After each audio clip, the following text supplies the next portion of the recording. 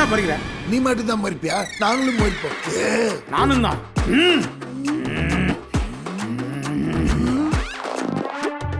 பாத்தியாடா, நான் மொச்சோன்ன பையன் எப்படி பயந்து ஓடுறான்னு. நம்மளை பார்த்தா பேயே பயப்படுவாங்க. இது அந்த பேயே கேட்டுக்கிட்டு தாண்டா இருக்கு.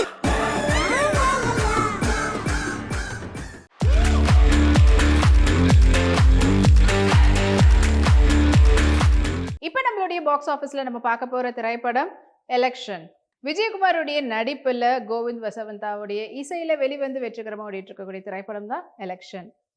எலெக்ஷன் படத்தினுடைய டைரக்டர் தமிழ் அண்ட் படத்தினுடைய சினிமாட்டோகிராஃபர் மகேந்திர ஜெயராஜு அண்ட் இந்த திரைப்படத்தினுடைய எடிட்டர் CS பிரேம் அண்ட் படத்தினுடைய music director Kovind Vasantha. And இந்த படத்தில் முக்கியமான கதாபாத்திரத்தில் விஜயகுமார், பிரீத்தி அஸ்ரானி, ஜார்ஜ் மரியான் மற்றும் பலர் நடிச்சிருக்கிறாங்க. அண்ட் இந்த திரைப்படத்தினுடைய ஒன்லைன் ஸ்டோரி பற்றி சொல்லணும்னா, குடும்பத்தோட சந்தோஷமாக ஒரு ஃபேமிலி வாழ்ந்துட்டு இருக்கிறாங்க. அண்ட் அவங்க அப்பா வந்து அரசியலில் இருக்கக்கூடியவர். ஆனால் அவருக்கான கரெக்டான அங்கீகாரம் வந்து கிடைக்கிறதில்ல. அதுக்காக அவர் எலெக்ஷனில் நின்று வின் பண்ணாரா இல்லைன்றதான் படத்தினுடைய ஒன்லைன் ஸ்டோரி. எஸ், பிரீத்தி அஸ்ரானி வந்து விஜயகுமார் அவர்களுக்கு ஒய்ஃப் கேரக்டரில் நடிச்சிருக்கிறாங்க. ஸோ அவருடைய அப்பா பல ஆண்டு காலமாக அரசியலில் இருக்கக்கூடியவர். ஆனால் அவ்வளவு உண்மையாக இருந்தவருக்கு அரசியல் கட்சி, அந்த கட்சியில் அவருக்கு பெரிய ஒரு அந்தஸ்தோ அங்கீகாரமும் கிடைக்கவே இல்லை.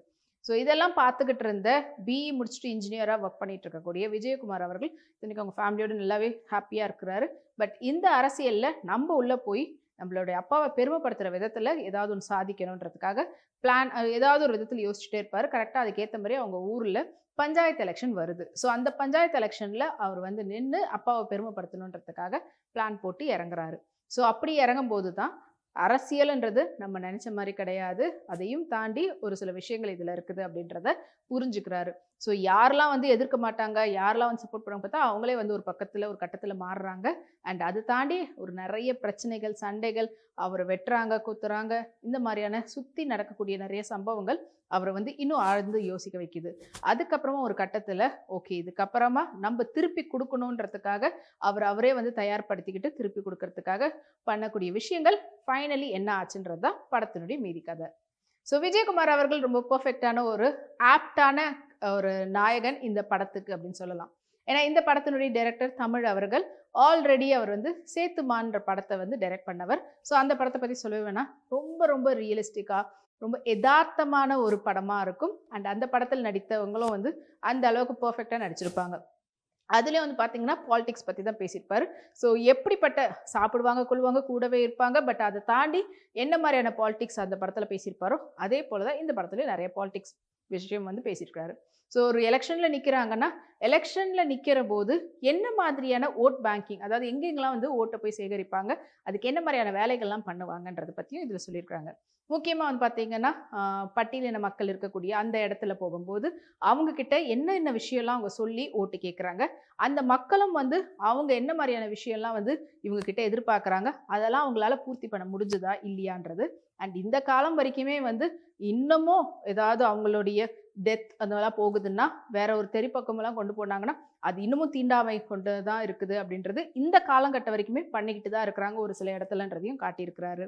அண்ட் அதே போல் மஸ்ஜித்ல இருக்கட்டும், இல்லைனா வந்து மாஸ்கில் இங்கெல்லாம் வந்து பார்த்தீங்கன்னா எப்படியெல்லாம் போய் ஓட்டு சேகரிக்கிறாங்கன்றதை பற்றியும் காட்டியிருக்கிறாங்க. அண்ட் ஒரு பஞ்சாயத்து எலெக்ஷன்றது எப்படி எக்ஸாக்டாக நடக்கும்ன்றதை ரொம்ப ரியலிஸ்டிக்காக காட்டியிருக்கிறாரு இந்த படத்தினுடைய டைரக்டர் தமிழ். அண்ட் இந்த திரைப்படத்தில் விஜயகுமார் அஃப்கோர்ஸ் எஸ் உரியடியிலே பார்த்துருப்போம், அதில் ஒரு விதமான பாலிடிக்ஸ் அவர் காட்டியிருப்பார். அண்ட் அதே போல் இந்த படத்துக்கு ரொம்ப ரொம்ப ஆப்டான ஒரு கதாநாயகனாக இருக்கிறாரு. அண்ட் அதே போல் இந்த படத்துக்கு கரெக்டான தேவையான அளவான நடிப்பு மட்டும் பிரீத்தி அஸ்ரானி அவர்கள் கொடுத்துருக்குறாங்க. அண்ட் இதெல்லாம் தாண்டி இந்த பெரிய பிரச்சனைகள்லாம் வந்து எப்படி அவர் ஹேண்டில் பண்ணுறாரு, ஏன்னா ஒரு பட்டதாரியாக இருக்கக்கூடியவர் அவருடைய வேலையை பார்த்துட்டு இருந்தவர் சடனாக பாலிடிக்ஸ் பக்கம் வந்தாருன்னா அது என்ன மாதிரியான ஒரு மைண்டில் அவங்க வந்து யோசித்து அதுக்கான வேலைகள்லாம் பார்ப்பாங்க. அண்ட் இதெல்லாம் எங்கே அவர் கற்றுப்பார், யூஸ்வலாக இந்த மாதிரி சடனாக பாலிடிக்ஸில் வரக்கூடியவங்க என்னெல்லாம் பண்ணுறாங்கன்றது.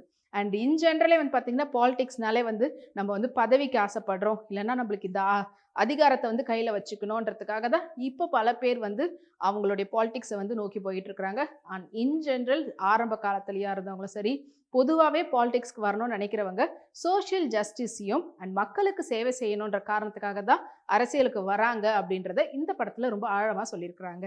ஸோ மொத்தத்தில் தமிழ் அவர்களுடைய டைரக்ஷனும் விஜயகுமார் அவர்களுடைய டைலாக் ரைட்டிங்கும் இந்த படத்துக்கு ஒரு ப்ளஸ் பாயிண்ட்டாக அமைஞ்சிருக்குது.